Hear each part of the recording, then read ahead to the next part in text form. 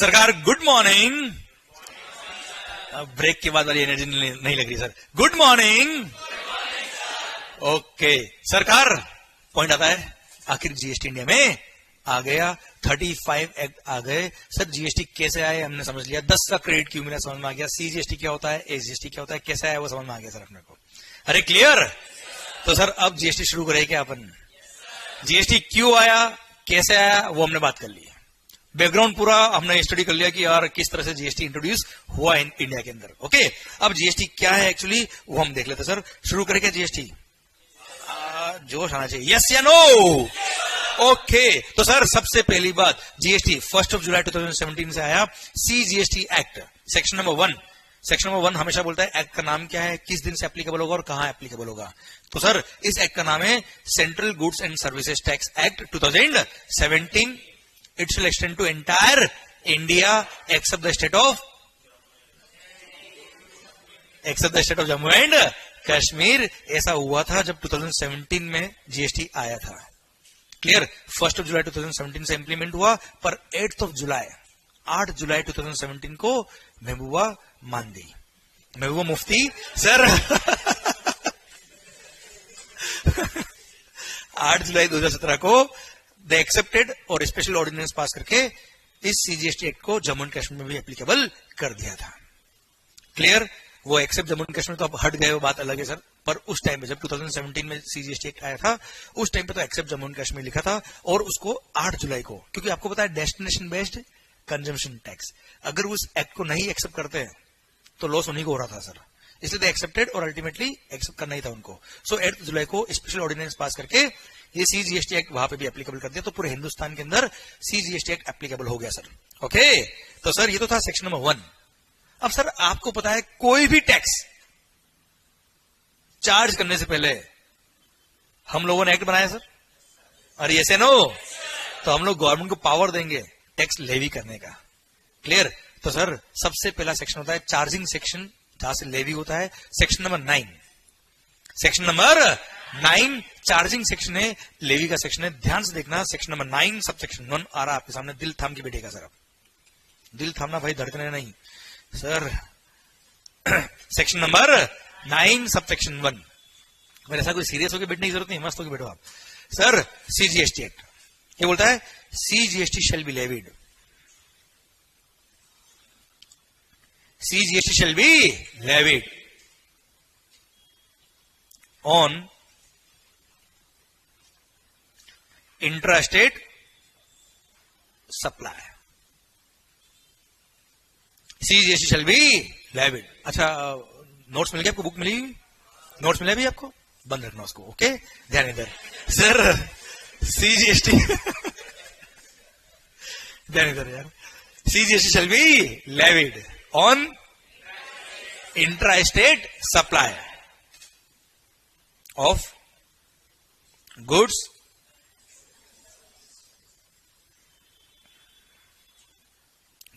or services or both.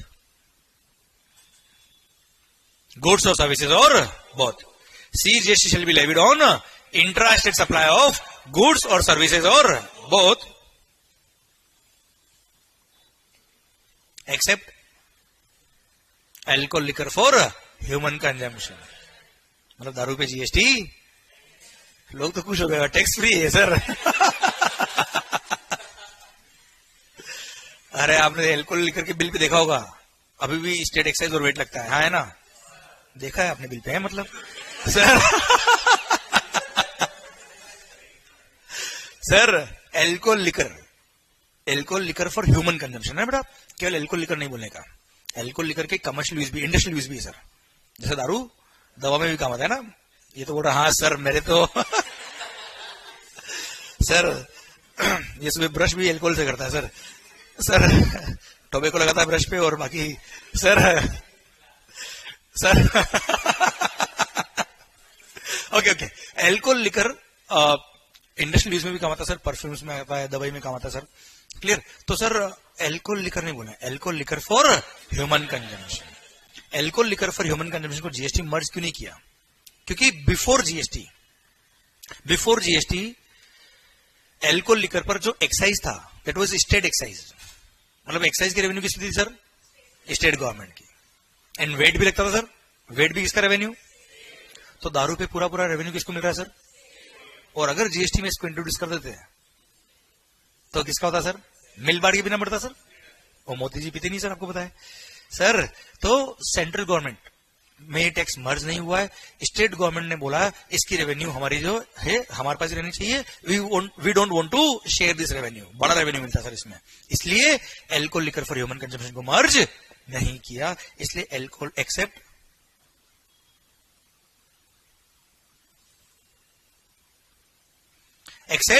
Alcohol liquor for human consumption. Okay, बाकी सारी goods पर all other goods are chargeable to GST, all other services are chargeable to GST. एक 5 goods हो रहे petroleum वाली, वो subsection 2 में आने वाली है। तो सबसेक्शन 1 के स्टार्टिंग में लिखा है subject to the provisions covered in subsection 2, तो वो 5 गुड्स पेट्रोलियम वाली हम बात करेंगे सर। ओके, तो sir CGST shall be levied on international supply of vote goods और सर्विसेज और both except alcohol liquor for human consumption at the rate दिल थाम के देखिएगा, at the rate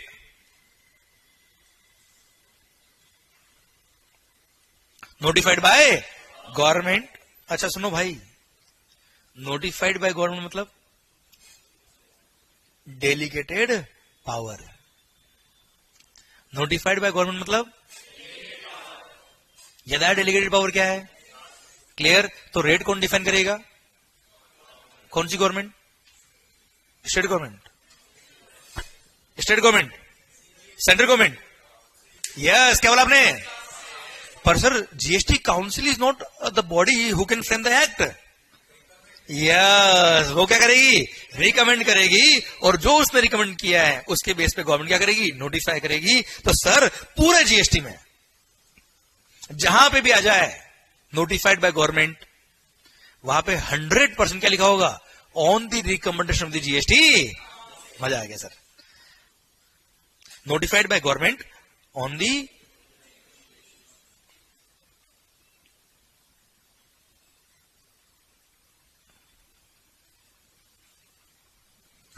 recommendation of the GST.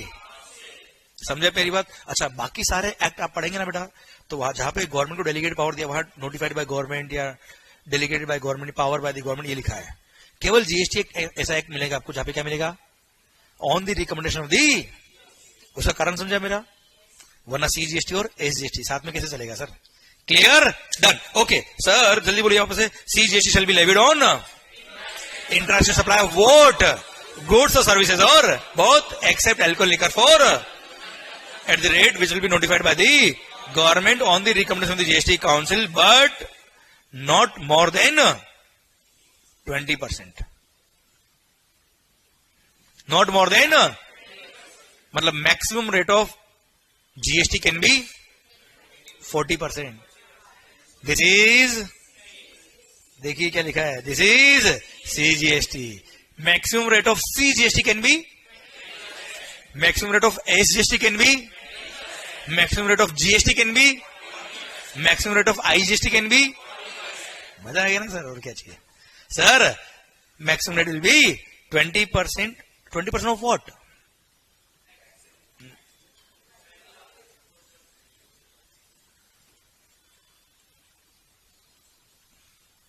Sir at the rate notified by the government on the recommendation of the council, but not more than 20% of value of goods or service or both, which is defined in section number 15. section number 15 पढ़ेंगे valuation के अंदर हम। Clear? And दिल थाम के अगला line बहुत शानदार है। मैक्सिमम लोग क्या यहां तक पढ़ के खत्म कर देते हैं सर। एंड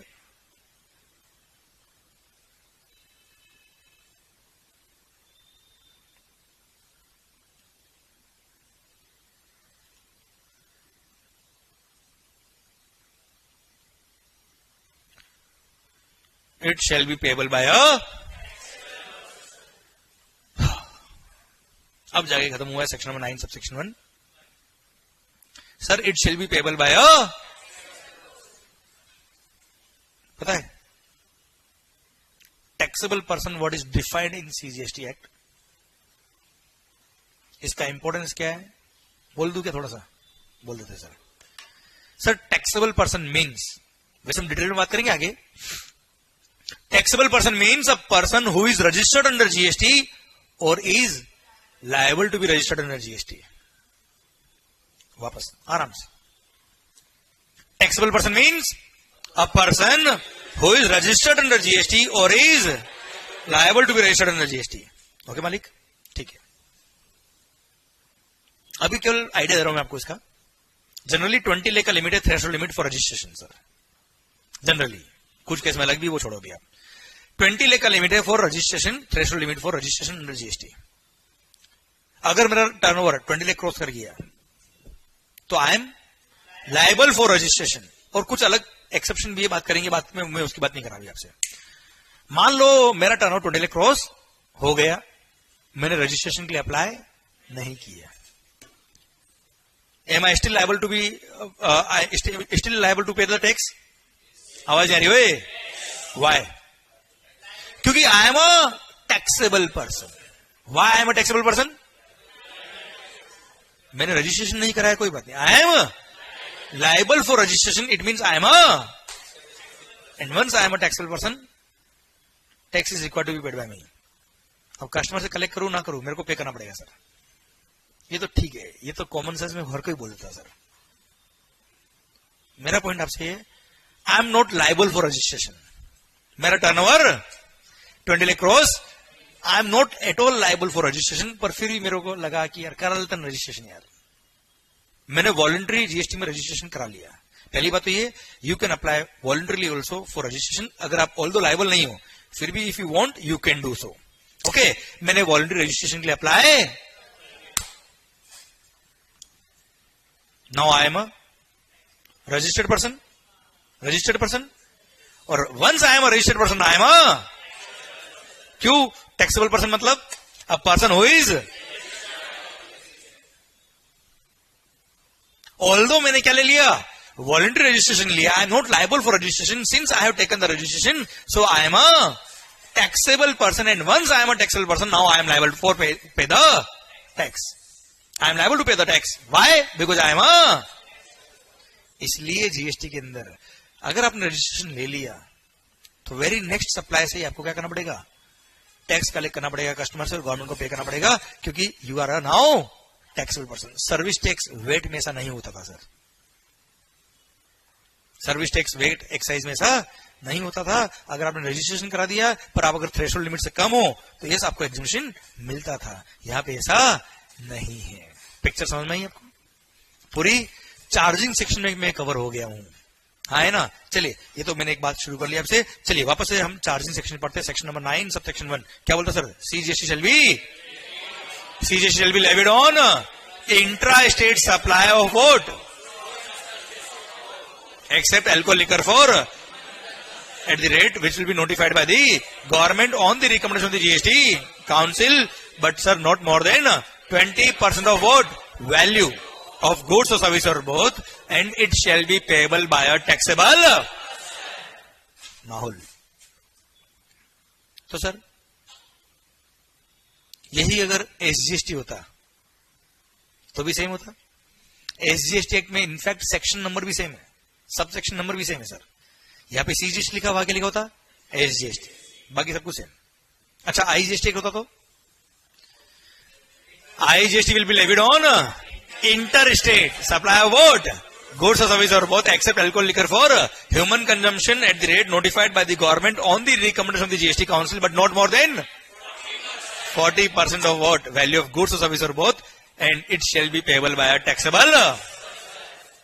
पक्का? तो यार सीजीएसटी हो, एसजीएसटी हो या आईजीएसटी हो, लेवी कब हो रहा है सर ये? हाँ जी सही बोल रहे हो, बोलो आप. देखो यार एक चीज ध्यान रखना, जितनी चीजें मैं आपको पढ़ाऊंगा ना उससे ज्यादा चीजें आप मेरे को पढ़ाएंगे. ठीक है? व्हाट आई वांट मैंने बोल दिया और आपने याद कर लिया, कोई मतलब नहीं है. मैं किसी फ्लो में चल रहा हूं और आपने अपना बोल दिया, मजा आ गया. घर जाके याद ही नहीं करना है सर. समझे मेरी बात? अपने आप आना चाहिए आंसर. That's it. सर मेरा पॉइंट आपसे ये कि सीजीएसटी हो या एसजीएसटी हो या आईजीएसटी हो, लेवी कब हो रहा है सर? आवाज नहीं आ रही हो?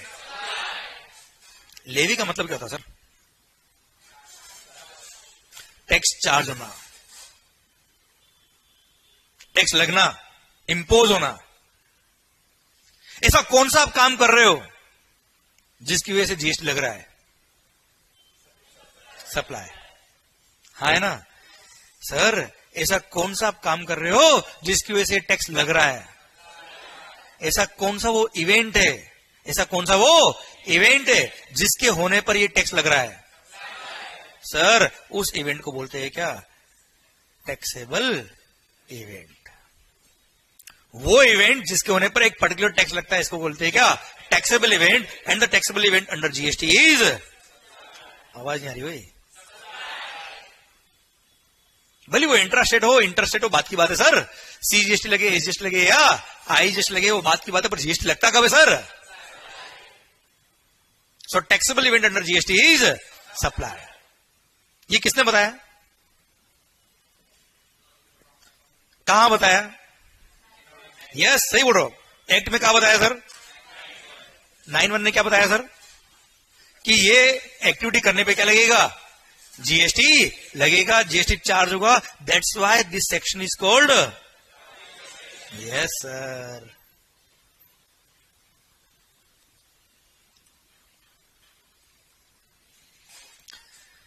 समझा मेरी बात? Clear? That's why this section is called charging section. इस सेक्शन की वजह से टैक्स चार्ज हुआ है सर। अगर ये सेक्शन नहीं होता तो जीएसटी लगता ही नहीं सर। इसलिए इन एवरी एक्ट जहां पे टैक्सेशन की बात आती है, there is a charging section.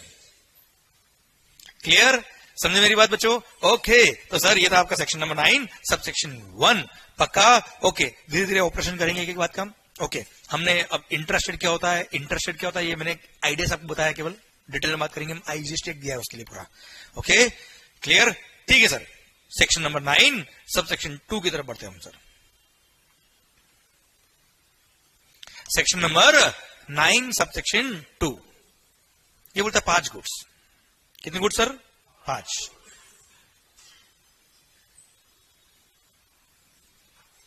पांच गुड्स पेट्रोलियम वाले गुड्स सर। इन पे जीएसटी लगेगा but from a date to be notified by the government on the recommendation of the GST council. वो 5 गुड्स कौन कौन सी सर? पेट्रोलियम क्रूड, मैं बोलता हूं petroleum crude, high speed diesel sir, motor spirit जिसको पेट्रोल बोलते हैं सर, एविएशन टर्बाइन फ्यूल जो फ्लाइट्स में काम आता है sir, and natural gas. 5 goods वापस से बोलेंगे। Petroleum crude, high speed diesel, motor spirit common known as petrol, aviation turbine fuel and natural gas. ये 5 गुड्स ऐसी है जिसपे जीएसटी लगेगा but from a date to be notified by the government on the recommendation of the GST. समझे मेरी बात बेटा? और अब तक गवर्नमेंट ने इसको नोटिफाई नहीं किया क्योंकि maximum rate of GST can be 40%। और इधर तो 100% टैक्स चार्ज कर रहे हैं सर पेट्रोल डीजल पे। समझे मेरी बात? क्लियर? इसलिए इसको अब तक मर्ज नहीं किया। पेट्रोल पे सर एक्साइज भी है और वेट भी है, दोनों लगता है सर। सेंट्रल गवर्नमेंट को भी जा रहा है और स्टेट को भी जा रहा है सर इस पे। Okay clear? अब तक ये मर्ज नहीं हो तो 8% कितनी गुड्स है जिसपे जीएसटी नहीं लगता है? 8% कितनी गुड्स है जिसपे जीएसटी नहीं लगता है? 6। घूम लो और झूम लो, है ना? दोनों पे जीएसटी नहीं है। क्लियर? 5 पेट्रोलियम आइटम और 1 alcohol liquor for human consumption sir, दोनों पे भी जीएसटी नहीं। घूम लो और झूम लो सर। वेरी गुड, माहौल चल रहा है सर अभी तो। ओके सर ये था आपका सेक्शन नंबर 9 सब सेक्शन 2। आइए sir section number 9 sub section 3। अच्छा यार आप मुझे बताओ जीएसटी डायरेक्ट टैक्स है कि इनडायरेक्ट टैक्स है? क्यों? क्यों? हाँ कैसे कैसे? टैक्स कलेक्ट करते हैं हम एंड कंज्यूमर से या कस्टमर से और गवर्नमेंट को हम पे करते हैं सर। तो who is liable to pay tax to the government? Supplier. देखो जीएसटी लगता कब है? सप्लाई पर। तो सप्लायर बोलने का, मैन्युफैक्चरर ट्रेडर नहीं बोलने का।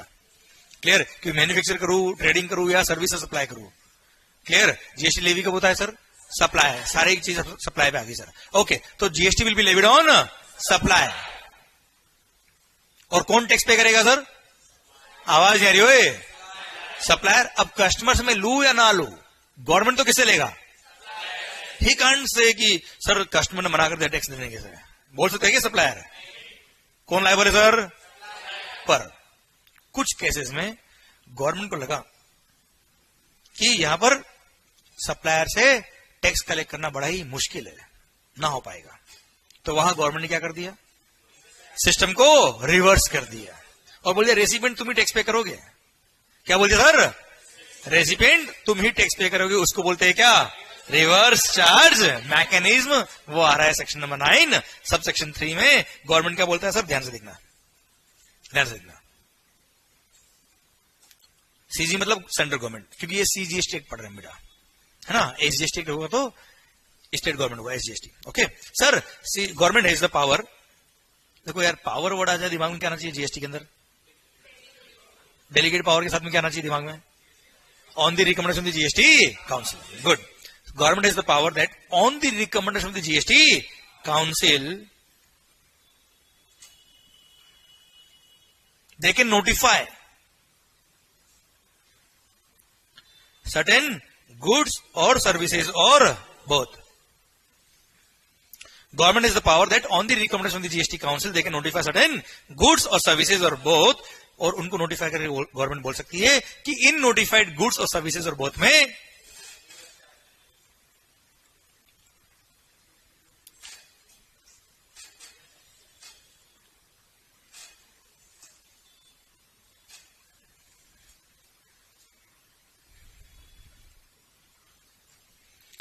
recipient shall be liable to pay the tax to the government and all the provisions of the act shall apply on the recipient. Means recipient shall be treated as if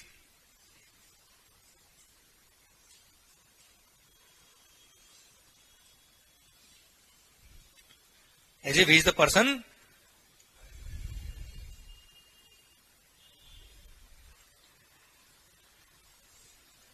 okay sir, वापस बोलता हूं मैं।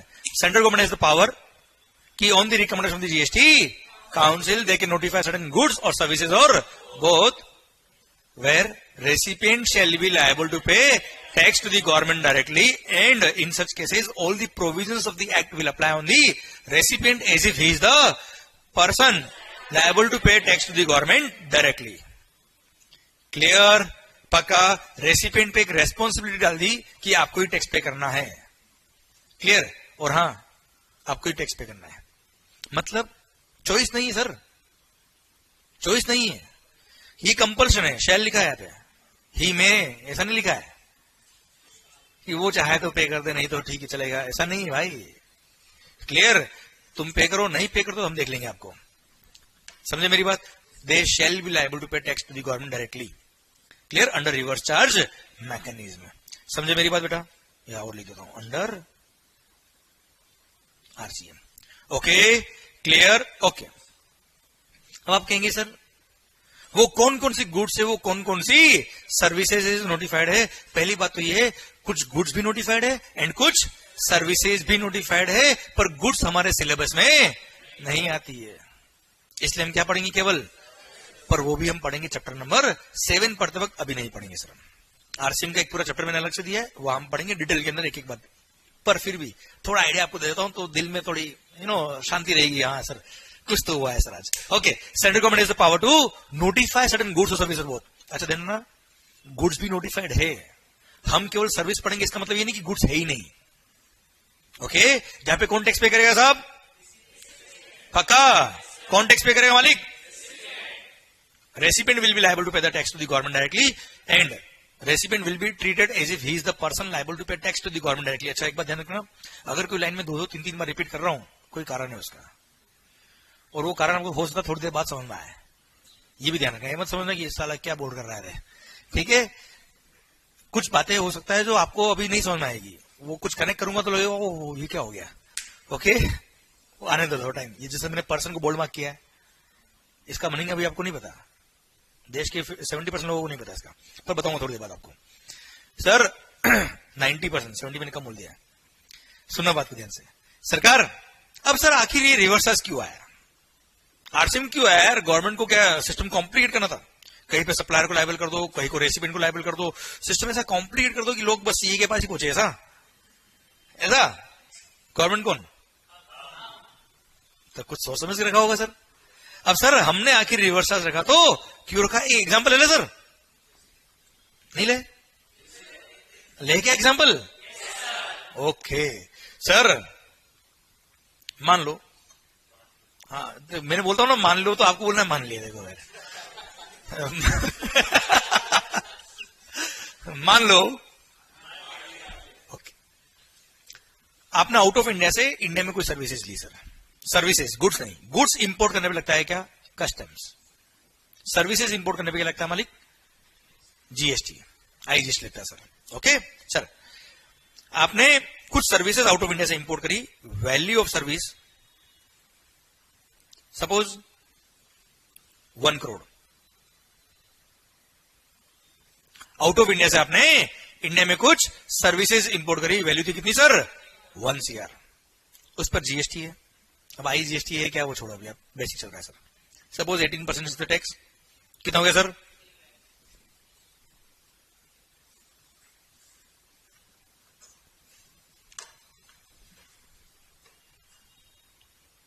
$18 lakhs is the tax. Total हो गया कितना मालिक? 1 crore 18 lakhs। अब sir मेरा पॉइंट आपसे ये है, आउट ऑफ इंडिया से सर्विस प्रोवाइड करने वाला था कौन? मान लो mister Don.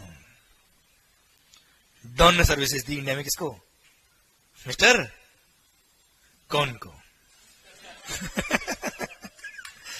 Don is providing services to mister कौन? डॉन का है आउट ऑफ इंडिया, कौन का है? मान लो सर्विसेज दी 1 करोड़ की, 18 लाख रुपए टैक्स, पूरा 1 करोड़ 18 लाख मिस्टर कौन ने मिस्टर डॉन को पे कर दिया। उसमें से 18 लाख क्या था भाई? GST is the revenue of Indian government ना सर। अब सर मिस्टर डॉन क्या करेगा? 18 लाख टैक्स लेके किसको पे करेगा सर? आपको लगता है? आपको लगता है वो डॉन इंडिया में आके जीएसटी में रजिस्ट्रेशन कराएगा? आपको लगता है वो टैक्स पे करेगा? डॉन को पकड़ना सर। अब मेरा पॉइंट आपसे ये है, जिसको 11 मुल्कों की पुलिस नहीं पकड़ पाई, क्या इंडिया का जीएसटी डिपार्टमेंट पकड़ लेगा सर? ना हो पाएगा। Yes no? अब आउट ऑफ इंडिया वाला पर्सन है, क्या Indian government out of India वाले पर्सन से रिकवरी कर सकती सर? इंडिया वालों से नहीं हो पा रही सर। बहुत बड़ा इंटरनेशनल इश्यू बन जाएगा सर। कैसे आउट ऑफ इंडिया जाके ये एक्ट इंप्लीमेंट करेंगे वहां पे और इन्फोर्स करेंगे टैक्स कलेक्ट करने के लिए? Not possible at all. इसलिए रेसिपिएंट को बोल दिया, इस पर्टिकुलर केस में अगर आपने सर्विसेज इंपोर्ट करी तो इंपोर्ट ऑफ सर्विसेज के केस में रेसिपिएंट को लायबल कर दिया कि recipient shall be liable to pay tax to the government directly under reverse charge mechanism. और यहां पर सर जो मिस्टर कौन है वो डॉन को केवल कितना पे करेगा साहब? ओनली ₹1 CR पे करेगा। इन 18 लाख को डायरेक्टली किसको पे करेगा? कौन पे करेगा? बता रहा हूं, पूछ रहा हूं मैं आपसे, कौन पे करेगा? मैं तो बता रहा हूं आपको कौन पे करेगा। अरे क्लियर आपको? पक्का? हाँ है ना? तो इस तरह के कुछ जेन्युइन केसेस थे जहां प्रैक्टिकली पॉसिबल नहीं था कि हम सप्लायर से टैक्स ले लें, इसलिए उन केसेस को नोटिफाई किया और नोटिफाई करके बोला कि यहां पे रिवर्स चार्ज लगेगा और यहां पे recipient will be liable to pay tax to the government directly. इस तरह के कुछ एक्सेप्शनल केसेस नोटिफाई किए हुए सर। समझे आप? लॉजिक समझ में आया सर आपको? चलो एक और एग्जांपल दो sir. Banking company, financial institution, इनके जो रिकवरी एजेंट होते सर, वसूली भाई रिकवरी सर, बैंक से जो अमाउंट रिकवर नहीं हो पाता है, दे अपॉइंट द रिकवरी एजेंट्स। वसूली भाई वो बैंक से क्या लेंगे सर? कमीशन लेंगे। कमीशन मतलब they are supplying services to bank. वसूली भाई are service supplier and bank financial institution is the service recipient. है ना? अब मान लो उन्होंने रिकवरी करी, उसका कमीशन उन्होंने बैंक से लिया, बैंक जो कमीशन उनको देगी उस पर क्या लगेगा? जीएसटी। अब वसूली भाई रिकवरी एजेंट, उन्होंने जीएसटी अगर बैंक से ले लिया तो क्या वो गवर्नमेंट को पे करेंगे? तो क्या जीएसटी डिपार्टमेंट के ऑफिसर उनसे वसूली कर पाएंगे? दो ऑफिसर गए, वापस आए ही नहीं sir. They themselves recovered sir. अब पॉइंट मेरा आपसे ये, अगेन प्रैक्टिकली पॉसिबल नहीं था। गवर्नमेंट ने क्या बोल दिया? हमसे ना हो पाएगा, रिवर्स लगाओ, बैंक तुम जितने वसूली एजेंट अपॉइंट करने कर दो भाई, हम तो तुमसे ही लेंगे। समझे मेरी बात? तो वहां पे क्या लगा दिया? अगेन रिवर्स चार्ज मैकेनिज्म, और वहां पे रेसिपिएंट जो बैंक है वो ही टैक्स पे करेगा गवर्नमेंट को डायरेक्टली। क्लियर? सो इस तरह की कुछ इंडस्ट्रीज थी, कुछ सर्विसेज थी जहां पे पॉसिबल नहीं था, जहां कुछ गुड्स भी थे जहां प्रैक्टिकली पॉसिबल नहीं था सप्लायर से टैक्स लेना, इसलिए वहां क्या लगा दिया मालिक? Reverse charge mechanism, and their recipient will pay the tax to the government directly under RCM. Clear? अब वो कौन कौन सी सर्विसेज थी, कितनी सर्विसेज थी, या कौन कौन से गुड्स थे, वो हम अभी नहीं पढ़ रहे। मैंने केवल आरसीएम का आपको सिस्टम समझा दिया है, और क्यों आया आरसीएम वो मैंने बता दिया है, सेक्शन में बताया, पूरा डिटेल में बात करेंगे हम चैप्टर नंबर 7 के टाइम बेटा। ओके माहौल सरकार, आइए आगे बात करते हैं हम सर। ये था सेक्शन नंबर 9 सबसेक्शन 3। मतलब again each and every word is logical. समझे? ऐसा नहीं कि कुछ में रिवर्स चार्ज कर दो, कुछ में फॉरवर्ड चार्ज कर दो, ऐसा नहीं sir. There are some logics behind it. मैं ये समझाना चाह रहा था आपको, लास्ट 2 एग्जांपल से मैंने आपको ये समझाया सर। ओके अच्छा, अब वो कौन कौन से केस है ना सर, वो किसी सीपीटी वाले बच्चे को बोलो वो भी याद कर लेगा सर। ये 15 केस है, लिस्ट है, याद कर ले। That's not a big concern यार, ये समझना बहुत इंपॉर्टेंट है अपने लिए।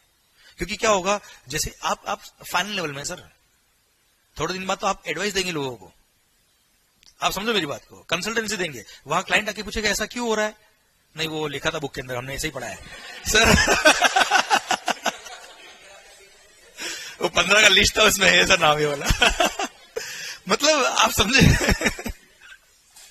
आपके पास इतना लॉजिकल आंसर होना चाहिए सर कि the person who is coming to you should be satisfied कि हाँ यार बात बिल्कुल जस्टिफाइड है। समझा मेरी बात? क्लियर? चलिए सर अब बात करते हैं हम आगे सेक्शन नंबर 9 सबसेक्शन 4 की। सेक्शन नंबर 9 सबसेक्शन 4 अगेन देखना ध्यान से। गवर्नमेंट इज द पावर, बोलते दिमाग में कुछ आया क्या? 2 वर्ड्स आए होंगे, एक तो डेलीगेट पावर और सेकंड, बस ये फिक्स हो जाना चाहिए इधर सर। ठीक है, तो याद करना पड़ेगा क्या अपने को? सिस्टम समझ में आना चाहिए सर अपने को। Okay, government is the power that on the recommendation of the GST council they can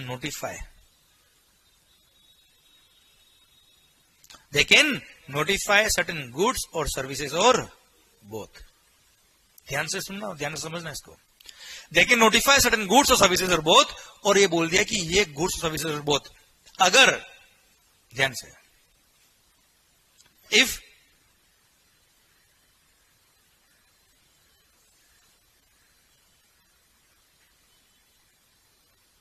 specified category of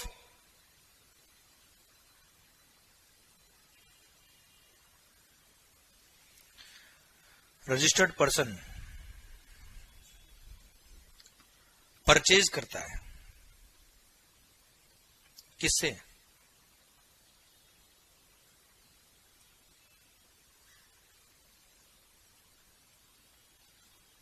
any unregistered person से।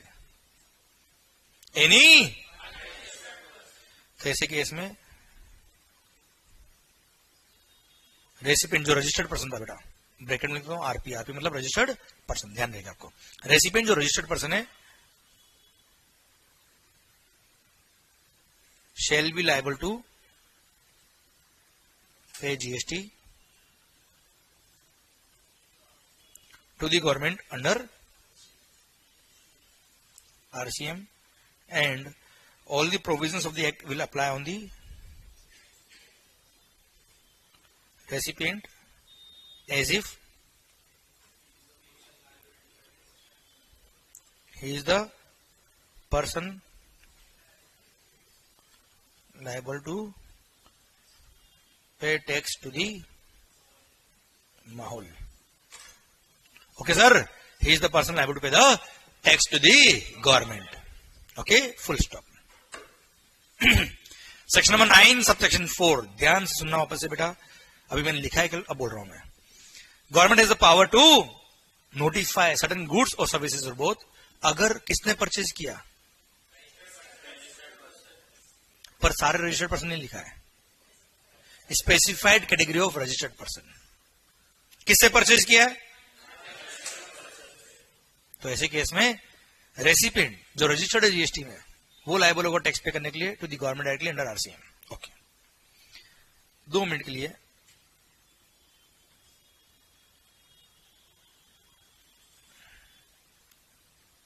इन 2 वर्ड्स को भूल जाओ अभी आप, है ना, 2 मिनट के लिए।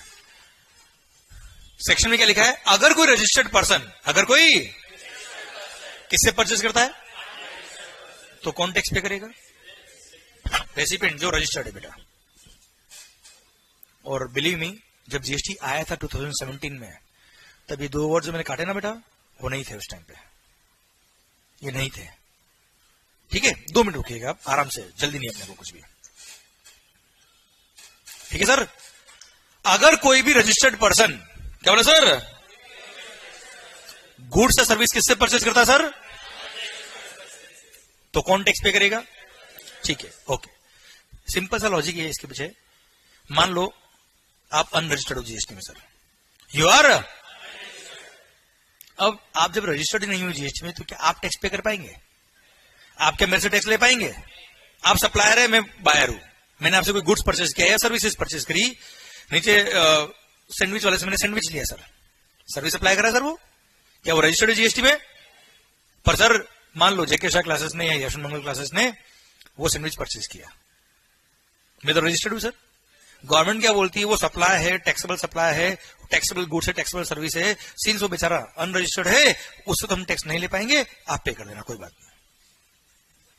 आप तो रजिस्टर्ड हो ना यार, आप तो समझदार आदमी हो सर, आप तो जीएसटी में रजिस्टर्ड हो, आप टैक्स पे कर देना।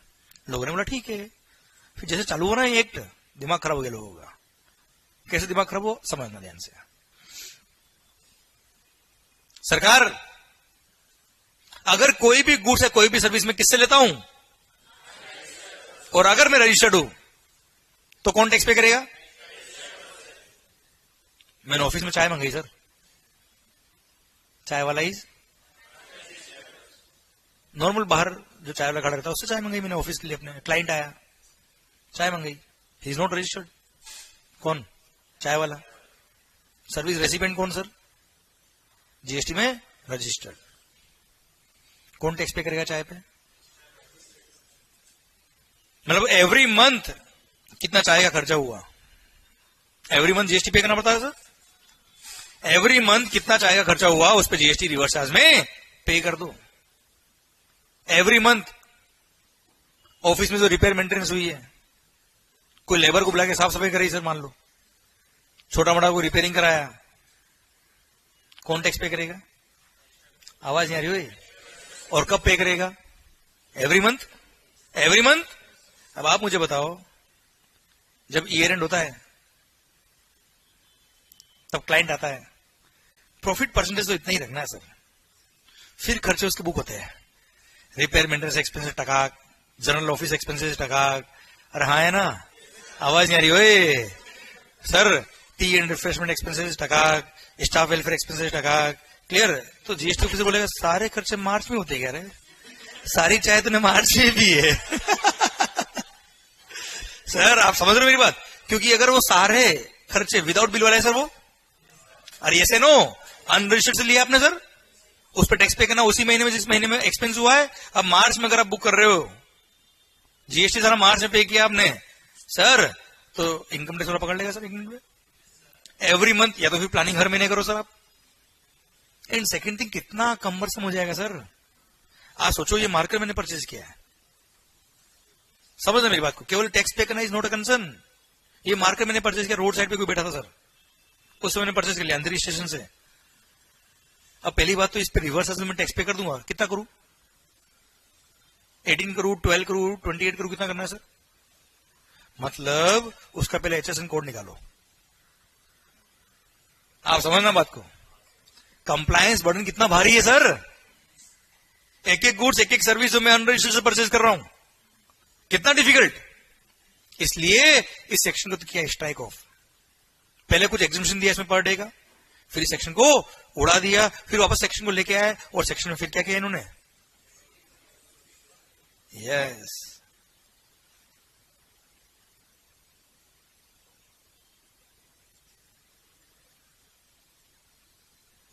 तब जाके इन्होंने क्या किया, specified category of registered person के लिए ही सेक्शन रखा और सर वहां पे बोल दिया केवल किसके लिए, बिल्डर्स के लिए ओनली। बिल्डर्स जिसको प्रमोटर बोलते हैं टेक्निकल टर्म में, वो लायबल है। इस सेक्शन के लिए भी नोटिफाई किया है। अगेन चैप्टर नंबर 7 में हम इसको पढ़ेंगे सर। पर as of now at present केवल और केवल promoters are notified under this section. और प्रमोटर अगर जैसे सीमेंट, बिल्डर्स हूं तो करो रहे हैं, बिल्डर्स सीमेंट कहां होती है सर उनको, अगर उन्होंने सीमेंट अनरजिस्टर्ड से परचेज करी, क्या करते हो, खर्चा बुक करने के लास्ट में सीमेंट इतना लगा, ये लगा, अनरजिस्टर्ड से परचेज किया, वो बिल ले लेते फालतू केवल विदाउट जीएसटी वाले। क्लियर। सीमेंट किसी से भी परचेज किया अनरजिस्टर्ड से कर, तो रिवर्स चार्ज में किसको पे करना है, बिल्डर को टैक्स पे करना है सर। क्लियर। कोई भी कैपिटल गुड्स, कोई भी मशीन उन्होंने परचेज करी अनरजिस्टर्ड से, तो अगेन किसको टैक्स पे करना है, रजिस्टर्ड पर्सन जो बिल्डर उसको टैक्स पे करना है सर। और कुछ अलग गुड्स भी नोटिफाई करी, हम बात करेंगे पूरा डिटेल के अंदर। पर 8% केवल प्रमोटर ही लायबल है। हाँ, मैंने प्रमोटर से पहले आपको दूसरी जो स्टोरी बताई वो इसलिए बताई कि इस सेक्शन का आपको इंपोर्टेंस समझना है। दिखने में लगता बड़ा इजी है, पर कितना भारी सेक्शन था ये सर। पूरे इंडिया में अगर तकलीफ दी किसी को तो इस सेक्शन ने दी है सर, जब जीएसटी नया नया था तब, समझे, 2017 के अंदर बहुत भारी।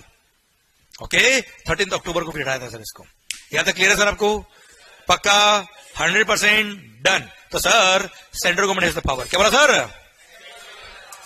टू नोटिफाई सर्टेन गुड्स और सर्विसेज और बोथ, कि वो गुड्स और सर्विस और बोथ अगर specified category of registered person ने किससे परचेज किया सर, अनरजिस्टर्ड पर्सन से, तो ऐसे केस में जो रेसिपिएंट है रजिस्टर्ड पर्सन है बिल्डर, वो लायबल होगा टैक्स पे करने के लिए to the government directly under reverse charge mechanism. Clear, पक्का, ओके।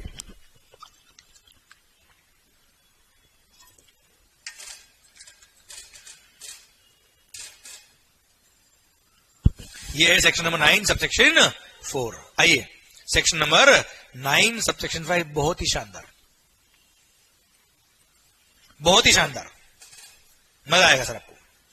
सेक्शन नंबर 9 सबसेक्शन 5, दिल थाम के देखिएगा। गवर्नमेंट हैज द पावर, जल्दी बोलो, गवर्नमेंट हैज द पावर, आगे क्या लिखूं मैं, government has the power that on the recommendation of the GST council they can notify, दिल थाम के देखिएगा, कुछ चेंज होने वाला है यहाँ पे, दे कैन नोटिफाई सर्टेन, ओहो सरकार क्या खबर है यहाँ पे, केवल आवाज नहीं आ रही, क्या है sir, government is the power that on the recommendation of the GST council they can notify certain goods, नहीं है भाइयों,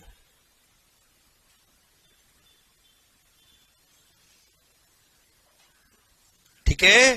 बाकी सारे सेक्शन में गुड्स और सर्विसेज और बोथ, यहां पर only and only services are covered. Okay, ध्यान से, government is the power that on the recommendation of the GST council they can notify certain services, और सर्विसेज को नोटिफाई करके बोल सकते हैं कि if these services are supplied, if notified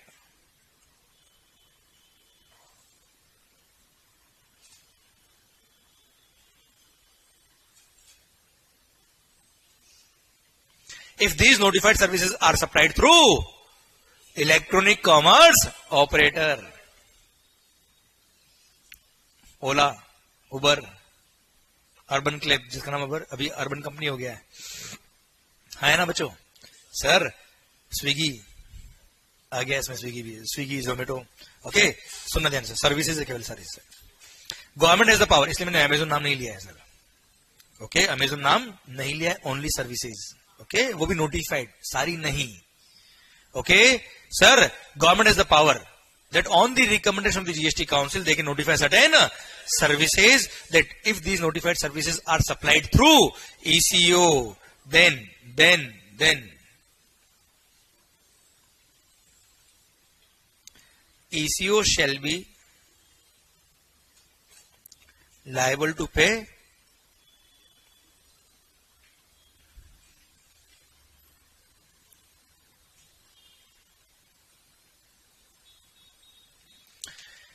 GST shall be liable to pay GST, ECO shall be liable to pay GST to the government, and all the provisions of the act will apply on ECO as if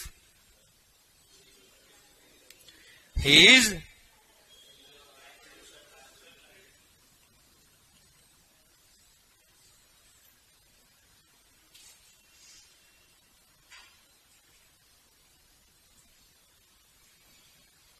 the अभी मजा आएगा, रुको थोड़ी देर. As if he is the supplier of such services. Full stop. Government has the power that on the recommendation of the GST Council they can notify certain, और notify करके बोल सकता है कि if these notified services are supplied through any electronic commerce operator, then ECO will be treated as if ECO is the supplier of such services, और वही tax पे करेंगे सर. हाँ है ना बच्चों? क्लियर? ओके. 8 प्रेजेंट कुछ सर्विसेज नोटिफाइड है, 8 प्रेजेंट कुछ सर्विसेज नोटिफाइड है. Again section number 9 sub section 5 detail में हम पढ़ेंगे चैप्टर नंबर 7 में. 93, 94, 95 तीनों मैंने वहां पढ़ा है सर आपको. क्लियर? पर जस्ट आइडिया देने के लिए सेक्शन 9 चल रहा है सिंस, इसलिए आइडिया दे रहा हूं आपको. कुछ सर्विसेज नोटिफाइड है, एग्जाम्पल के लिए Ola, Uber, Swiggy, Zomato, urbanclub.com, goivibo.com, hotel booking वगैरह, मैकमाई ट्रिप वगैरह होटल बुकिंग के लिए. ओके, ये कुछ कवर्ड है यहाँ पर.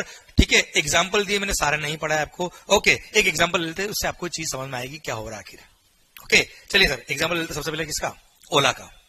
टैक्सी है ना, जो बहुत कॉमनली आजकल हम लोग यूज कर रहे हैं सर. ओके, तो सरकार ओला कैब की बात कर लेते हैं हम सर. प्रैक्टिकली सोचते हैं कि आखिर ये क्यों आया. आखिर हम क्या बात कर रहे हैं? क्यों आया. ठीक है ना, कैसे आया, क्या आया, वो सब बात कर लेंगे. क्यों आया पहले पढ़ लेते हैं सर. मेरा पॉइंट आपसे ये है, मान लो आपको अंधेरी से जाना है कहां? चर्च गेट. आपने ओला कैब बुक करी सर. मैंने क्या कहा? हूं चलते रहा करो बीच में. यस जरूरत नहीं है ज्यादा, हूं तो होना ही चाहिए सर बीच में. सर आपको जाना है अंधेरी से चर्च गेट, आपने ओला ऐप आपके पास थी, आपने ओपन किया, आपने सर बुकिंग के लिए जो भी प्रोसेस था वो किया. एंड सर मान लो वो टैक्सी ड्राइवर में था सर. हाँ चलने दो sir. Sir okay, nearest taxi मेरी थी सर. मैं टैक्सी लेकर पहुंच गया सर आपको. ओके, अब सर मैं आपके पास आ गया सर, आपने डेस्टिनेशन डाल दिया, और सर हम कहां पहुंच गए? चर्च गेट, जहां आपका लोकेशन था वहां मैंने आपको ड्रॉप किया. मान लो फेयर था ₹700.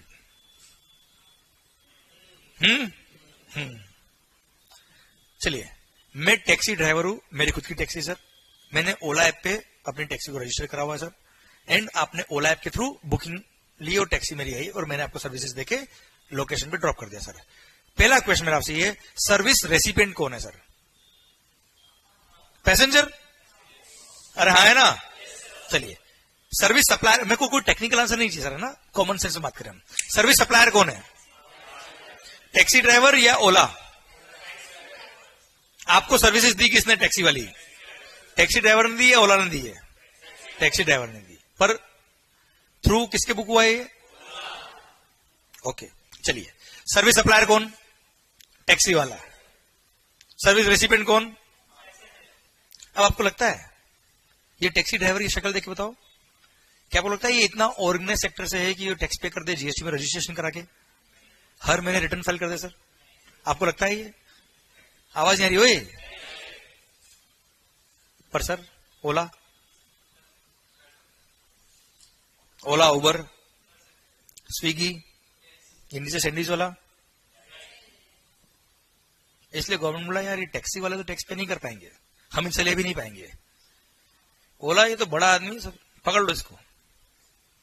एंड बोल दिया Ola, you are liable to pay the tax to the government directly, and you will be treated as if you are the.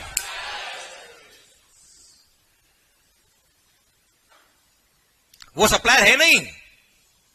You will be treated as if you are the supplier of such services.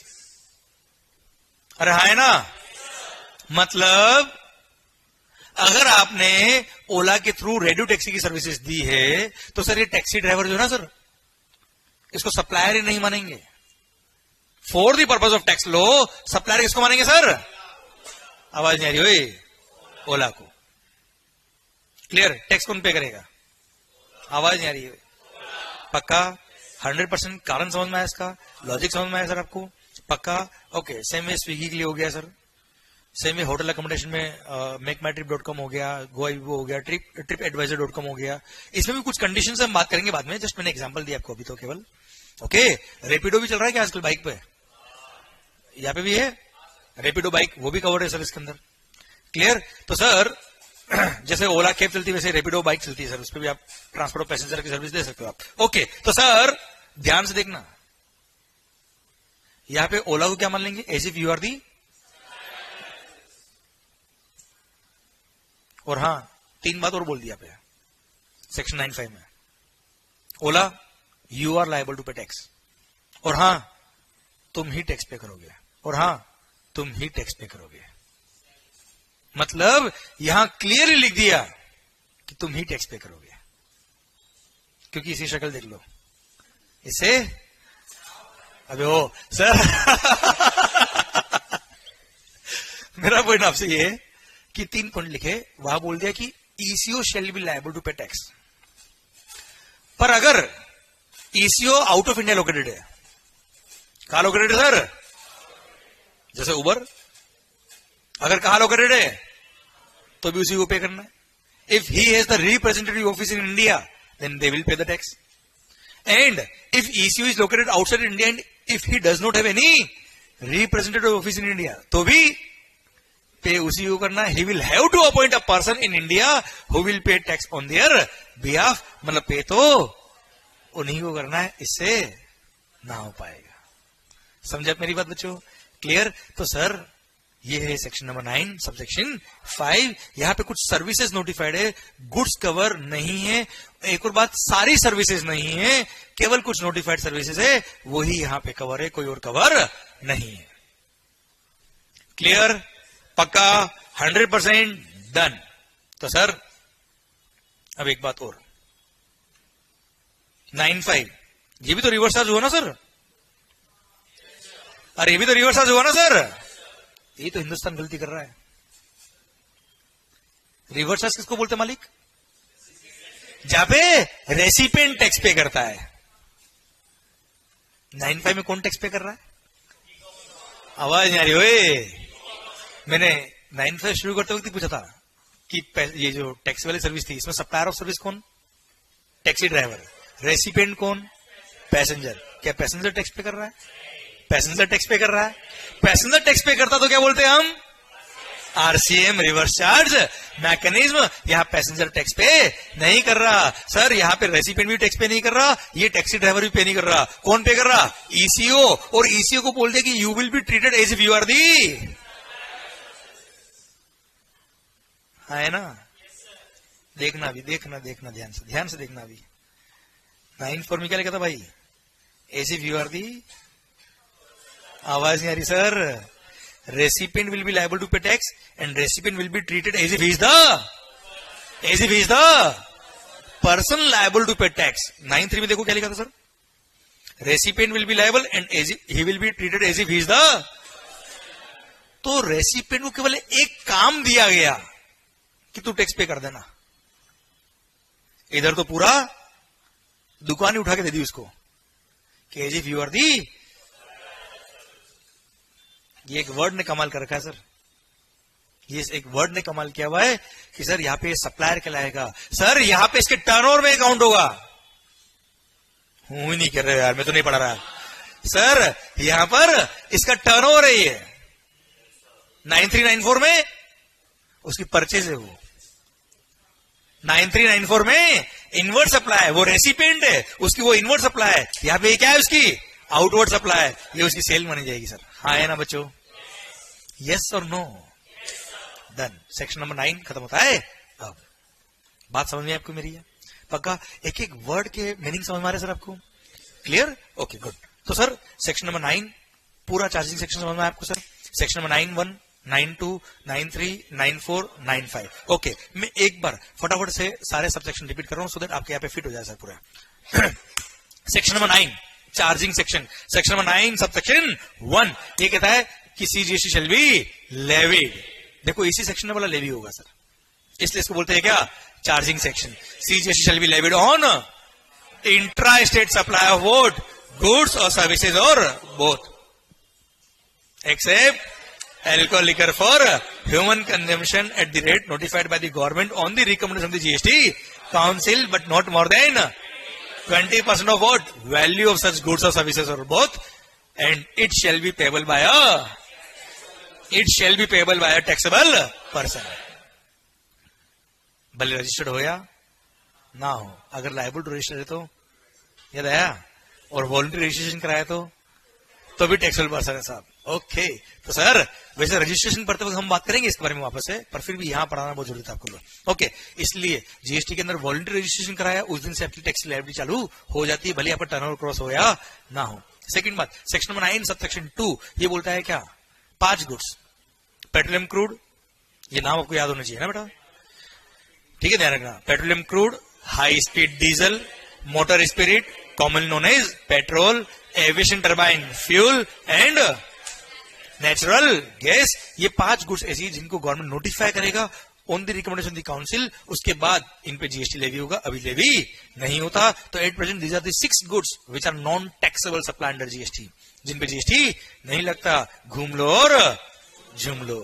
Clear, पक्का, okay. तो sir section number 9 subsection 3 कहता है reverse charge mechanism.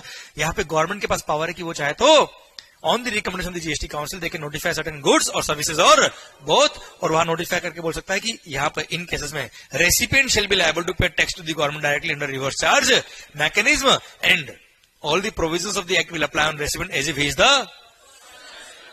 The person liable to pay tax to the government directly. हाँ है ना। Section number 9 subsection 4 बोलता है government के पास पावर है कि वो चाहे तो नोटिफाई कर सकता है कुछ गुड्स और सर्विसेज और बोथ को, वो अगर specified category of registered person ने परचेज किया, किससे, किसी भी अनरजिस्टर्ड पर्सन से, तो ऐसे केस में रेसिपिएंट जो रजिस्टर्ड पर्सन है वो लायबल होगा टैक्स पे करने के लिए under RCM, and he will be treated as if he is the person liable to pay tax to the government directly. Clear. And sir section number 9 subsection 5 Ola Uber वाला section number 9(5) कहता है government के पास power है कि on the recommendation of the GST council they can notify certain services, और notify कर दिया अगर सर्विसेज को, तो ऐसे केस में उन नोटिफाइड सर्विसेज को अगर आपने ईसीओ के थ्रू सप्लाई किया तो such ECO shall be treated as if he is the, मजा आ गया सर, वर्ड्स पकड़ लिए आपने, क्योंकि उसकी इंपॉर्टेंस पता पड़ गई। इसको 4 बार याद भी कर लेते ना सर सेक्शन को, तो शायद वो मजा नहीं आता है सर, और शायद 2 दिन बाद भूल जाते सर। अब शायद इसको भूलोगे नहीं, मेरे को लगता है कि यहाँ पे सप्लायर लिखा है और वहां पर्सन लिखा है। समझे मेरी बात? तो रटने में और समझने में ये फर्क है। क्लियर, समझे मेरी बात? ओके। इंट्रा स्टेट हो या इंटर स्टेट हो, जीएसटी लेवी कब होता है सर? इंट्रा हो या इंटर हो, taxable event under GST is, सबसे important term under GST is supply. The term supply is defined in section number 7। दिल थाम के बैठेगा सर, आ रहा है आपके सामने क्या, supply. Section number 7,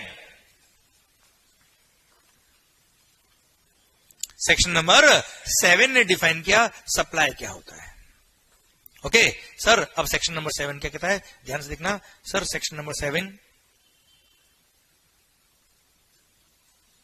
subsection 1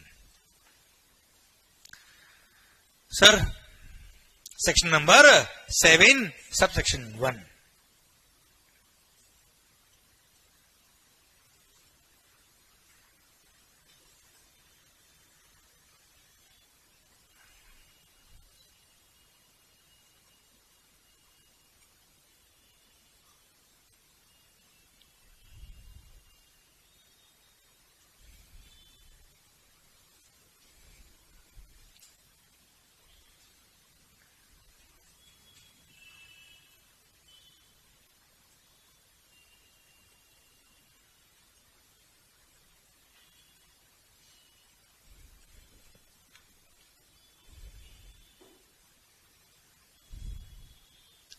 sir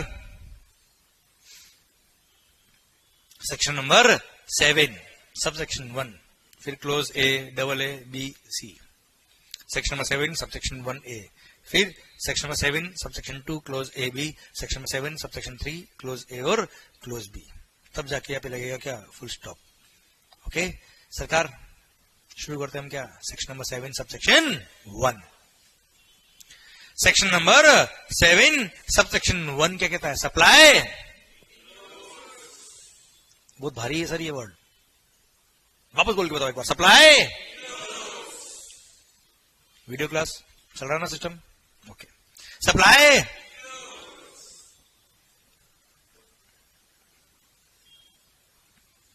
supply includes A double A B C, okay. इसका मतलब क्या है, supply includes A double A B C, इसका मतलब क्या है, दिस डेफिनेशन इज इंक्लूसिव। और कुछ, अच्छा एक बात और, ये ध्यान रखना आप, अगर आपने जो आंसर दिया है वो अगर गलत रहा ना सर, तो मैंने तो मान रखा है गलत ही आएगा answer, so don't worry for that कि गलत हो गया तो सही हो जाएगा, और क्या है, इसलिए तो हम यहाँ पे आए हैं sir. So don't hesitate in sharing your views, है ना, कोई दिक्कत नहीं है। मैंने कोई क्वेश्चन पूछा है, आपने आंसर दिया, आंसर सही नहीं है, मैं तो मान के चलो आपको कुछ भी नहीं आता यार, जो आ रहा है वो बोनस ही है, इसलिए डोंट हेजिटेट, बोलना सीखो, कोई दिक्कत नहीं है सर, क्लास के अंदर बोलना इज बहुत इंपॉर्टेंट। सर सप्लाई इंक्लूड्स का मतलब क्या है, ए बी सी, मतलब क्या है इसका, इंक्लूसिव नॉट एग्जॉस्टिव, ओके, मतलब सिर्फ इतना ही नहीं है, और हो सकता है, पक्का, इसके अलावा भी हो सकता है। अच्छा अगर ये लिखा था सप्लाई मीन्स एबीसी, तो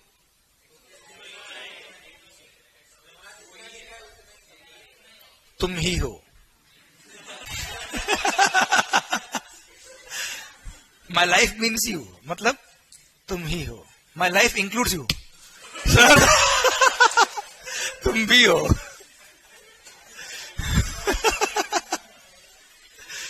योर सिलेबस इंक्लूड्स जीएसटी, क्या वो ही है, नहीं समझे, law makers are so smart, they have used each and every word very carefully, and वही हमको समझ में आना चाहिए sir, and the way they have framed, उसी वे में हमको समझ में आना चाहिए सर। सप्लाई मतलब तुम भी हो, हाँ है ना, समझे मेरी बात, फ्लर्ट कर रहे सर हमारे साथ, सर तुम भी हो, तुम ही हो नहीं है, क्योंकि नया एक्ट आया 2017 में। वैसे अगर हम ये पढ़ेंगे ना A B C U double A, इसके बाद कुछ बचेगा नहीं वैसे तो, पर फिर भी लॉ मेकर्स ने थोड़ा सा केयरफुल होते हुए इंक्लूड्स लिखा है सर यहाँ पे, सो दैट कोई इनको रेस्ट्रिक्ट नहीं कर पाए, कोर्ट ऑफ लॉ के अंदर कभी ये हारे नहीं सर। ओके तो सर सबसे पहले बात शुरू करते हैं हम, supply includes clause number A.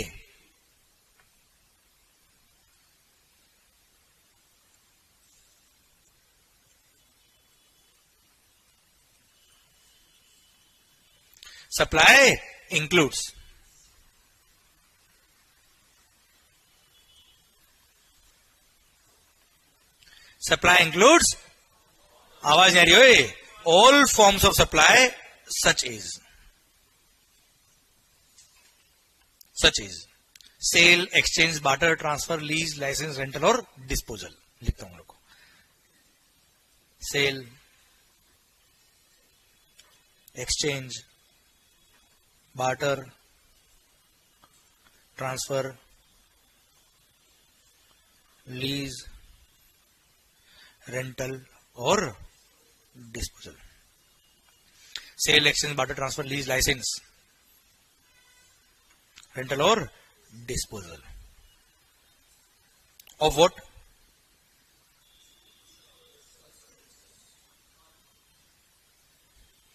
Goods और सर्विसेज और बोथ। बात करते हैं एक एक वर्ड की बात करेंगे हम।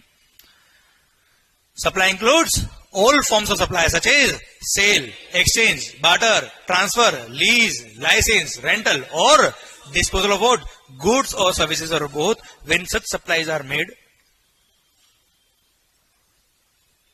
और agreed to be made by a person for a consideration। By a person for a consideration.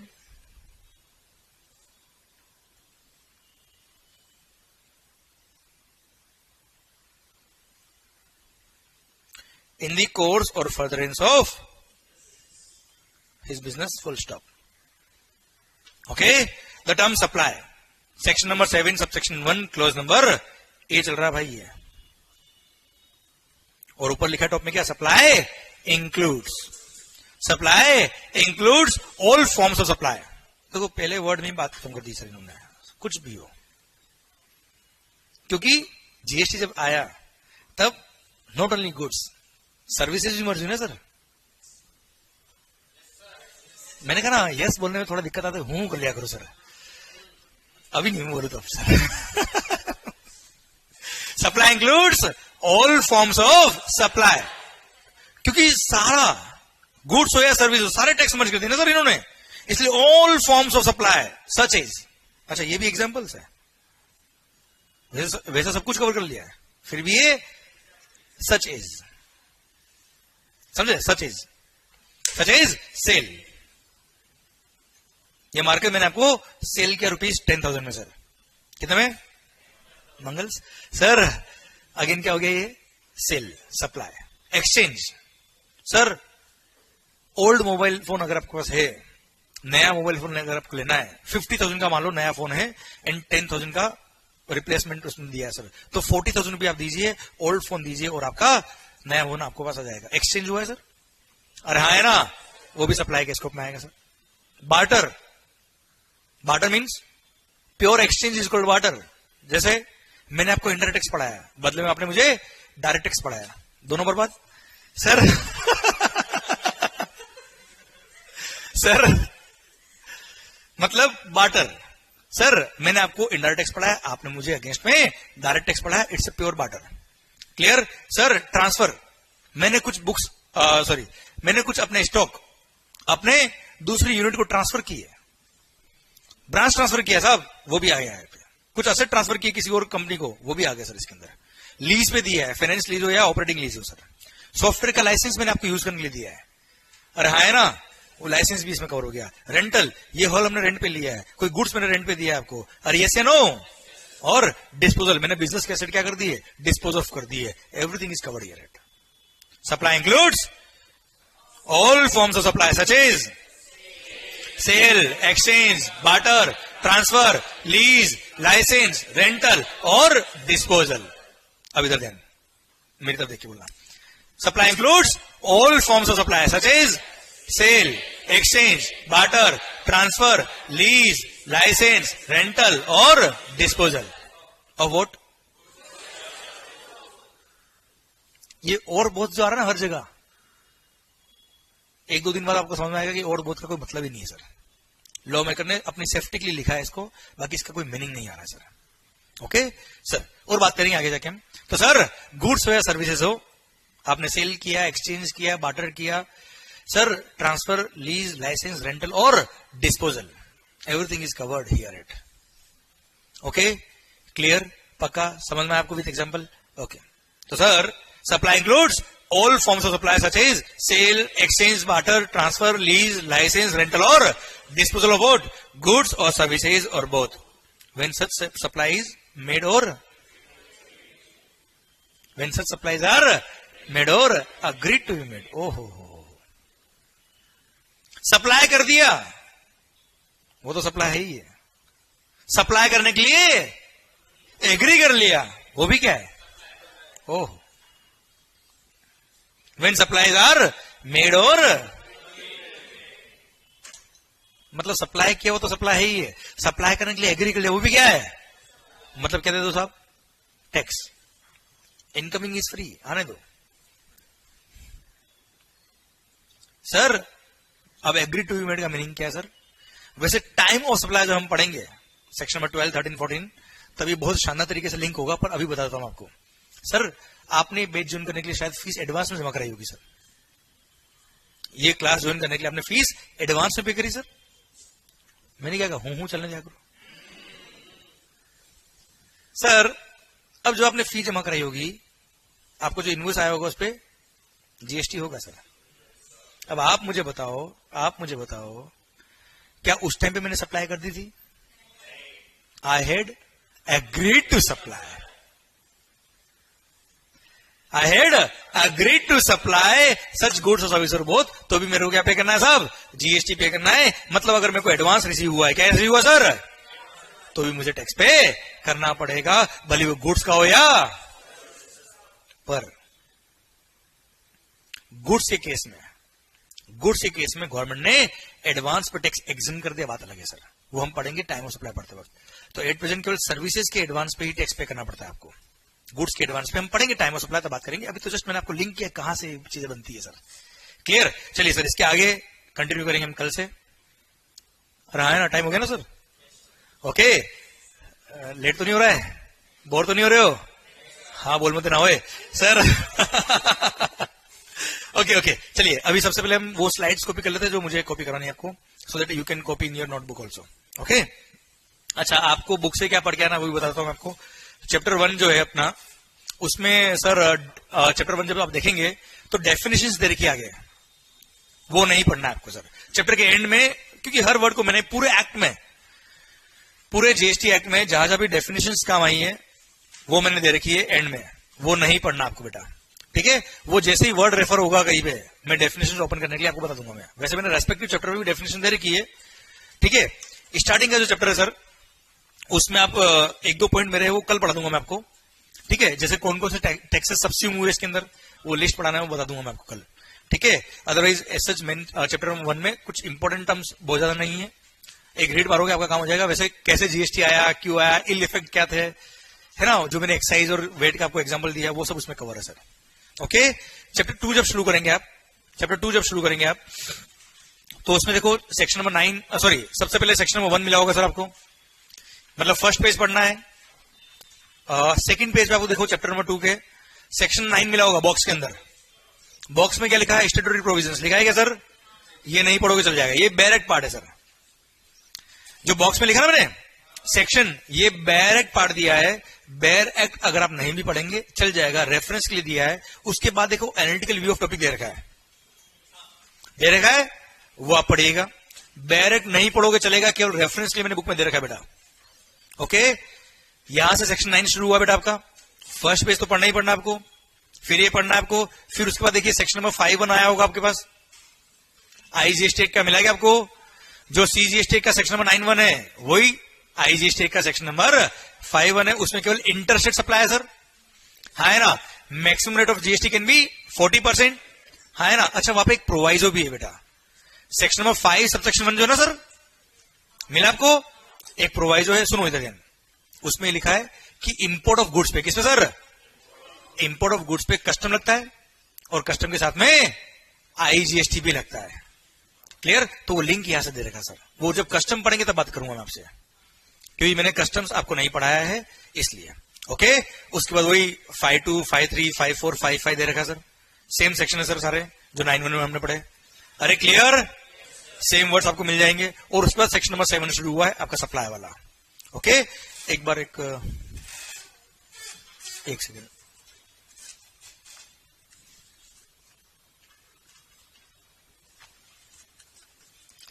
Section number 7 जहां शुरू हुआ है, अगेन स्टार्टिंग में मैंने बैरेक्ट पार्ट दे रखा है, स्टैट्यूटरी प्रोविजंस दे रखा है, मिला आपको बच्चों, वो आपको अभी नहीं पढ़ना है, ठीक है। उसके बाद मैंने जो सप्लाई का एनालिटिकल डिस्कशन शुरू किया है, उसमें भी फर्स्ट पैराग्राफ जो मैंने दे रखा है आपको, गुड्स और सर्विसेज की डेफिनेशन है, ये मैंने आपको अभी नहीं पढ़ाई है, अभी नहीं पढ़ना है। केवल आपको ये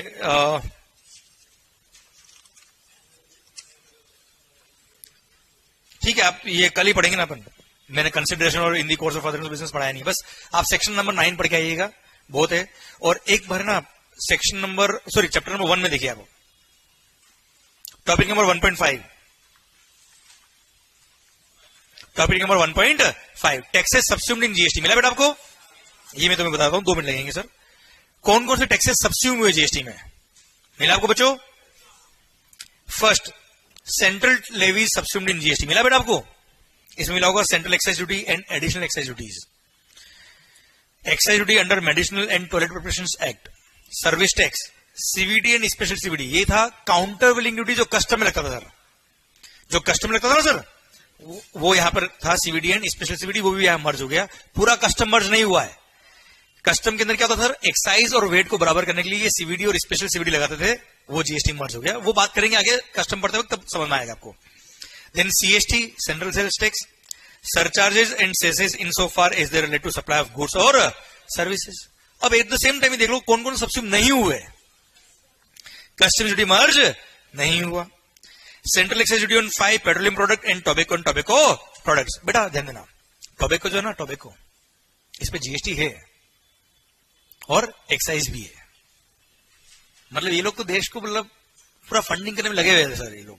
मतलब ये लोग मिल जाए ना वो टोबैको खाने वाले, तो आपको लगना चाहिए ये अच्छे लोग हैं यार, इनकी वजह से देश चल रहा है अपना ये।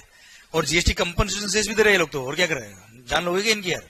और फिर भी मतलब, और वो भी जान दाव पे लगा के खा रहे हैं, तो और क्या चाहिए।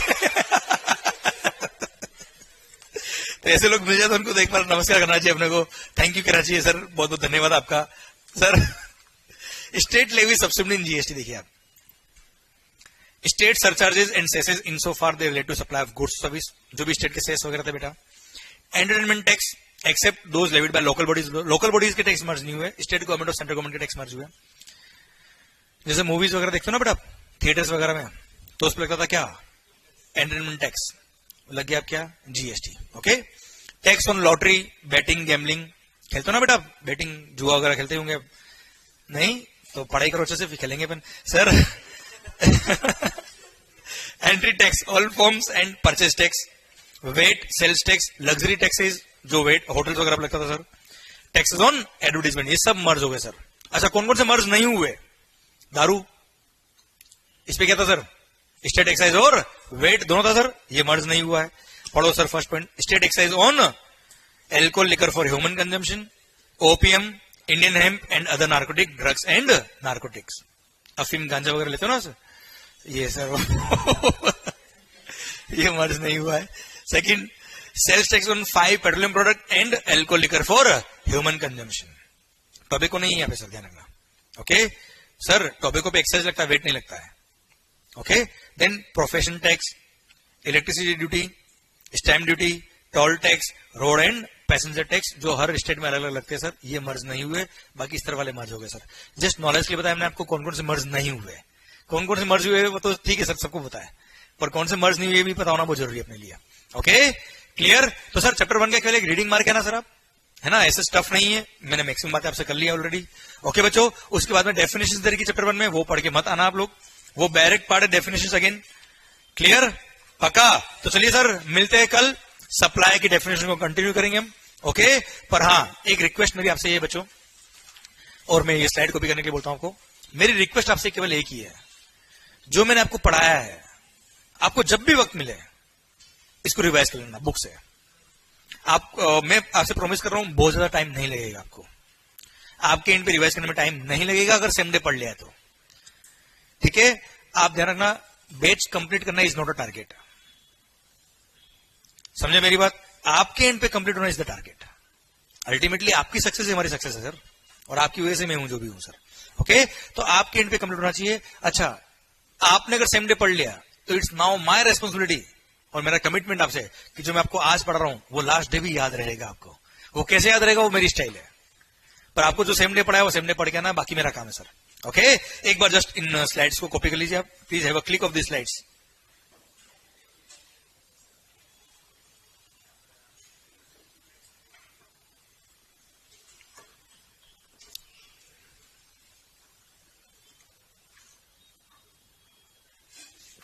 हो गया copy?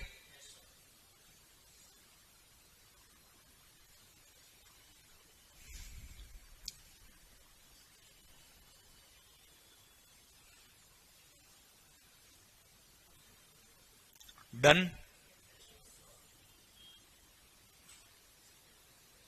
Very important,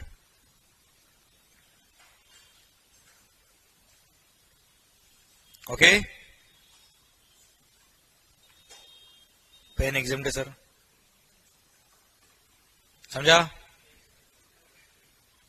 wait and excise दोनों साथ में एक साथ, सीजीएसटी और एसएसटी सर। ओके।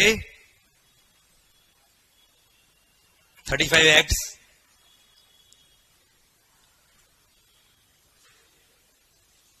91